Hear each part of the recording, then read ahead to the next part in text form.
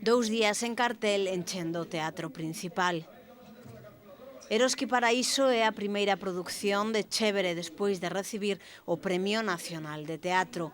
Como en cada proposta da compañía, detrás do novo espectáculo, hai todo un proceso de investigación, ao longo do cal se lle foi dando vida á obra.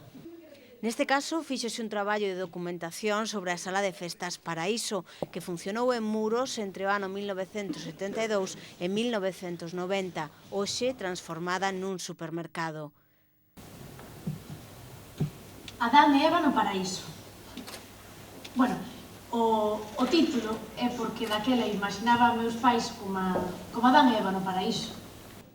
Alí coñecéronse Eva e Antonio na mesma noite na que enxendraron a súa filla Alex no cemiterio, unha xoven que agora regresa para facer unha película sobre os seus pais, que pretende ser un retrato do desarraigo vital de toda unha xeración.